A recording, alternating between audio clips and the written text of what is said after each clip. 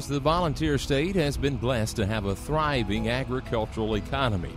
It's the #1 industry in the state, providing jobs and protection of our national security. And the dairy industry has long been a part of this heritage. And for the Arwood family of McMinn County, they're working to continue that legacy for generations to come. But unlike most dairy operations that have been around for years, they started their journey just over 3 decades ago. I guess you might say we're pioneers in some respect. We'd both been teachers in education. I was teaching and coaching.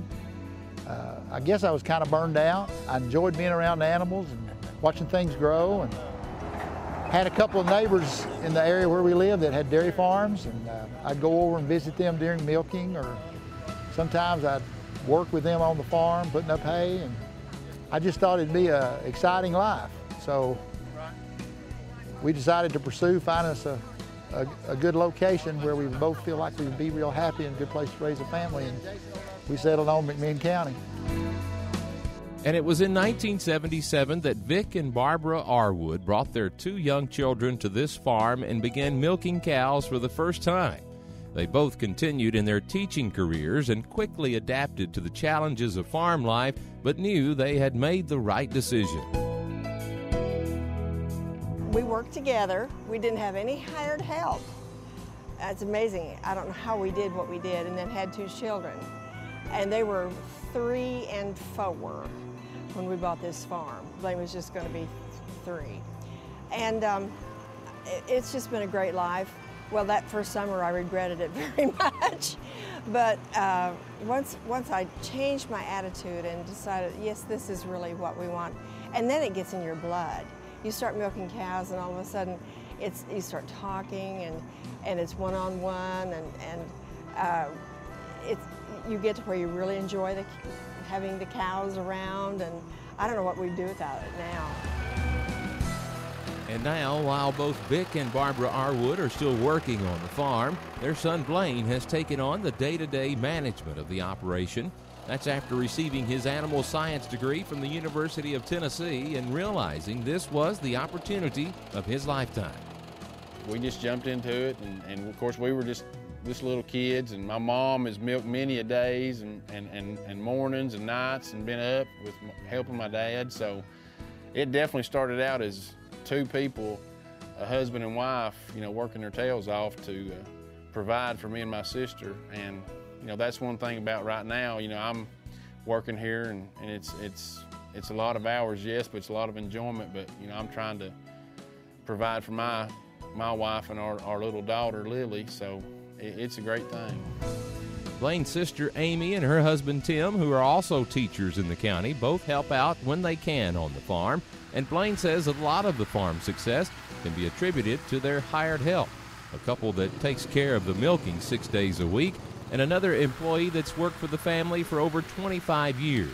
After starting out milking about 40 to 50 cows, today the Arwoods milk around 100 head twice a day, which is delivered to Mayfield Dairies in Athens. We're not milking as many cows, but the cows that we're milking, we're trying to make them as productive as we can, the right way. We're, giving them all their vaccines. We're feeding them a good, their diet is a good diet, and trying to keep them very comfortable, especially during the summer. And if they can stay productive, then we're doing pretty good. We do want to get, you must say 100 cows, 200 cows one day, but a small farm can make it if they can stay productive and just try to produce quality feed each year and to keep producing quality milk. And that's just been, our goal each day, is to produce quality milk. Yeah, we've talked a lot about the economic up and down of dairy farming. I always made the comment the first 2 or 3 years we were here, we made more money, I think, than we've ever made. And you'd think it'd be just the other way around. You'd hope that now you'd be making more money, but we're not. And I think a lot of it's because of the way the dairy market goes up and down. It fluctuates so rapidly, and it's almost hard to sometimes justify why you do what you do and why you go borrow more money and spend more money. But I think it's something that gets in your blood, and I think it's something that is vital to America, to be able to produce food for our population and continue to do that with future generations. The Arwoods are hoping the tradition they started on their dairy farm will continue with the next generation. It's also their hope that the general public will better understand the importance of farms like this one and others that help sustain our rural economy. And they're working to share that message that the success of our nation's most important industry begins with our family farmers. You just do it, you know, if it has to be done. So it's been a challenge. In retrospect, I guess it was pretty hard, but we take one day at a time. So we really enjoyed it. I've always told people my greatest education was moving to the farm and having to be responsible for a lot of things that I never thought I'd have to be responsible for as I was growing up. And I wouldn't take anything for it. I wouldn't take anything from my family.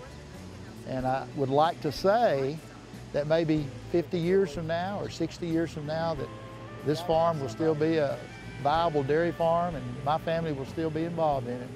I'm very optimistic. I stay pretty positive.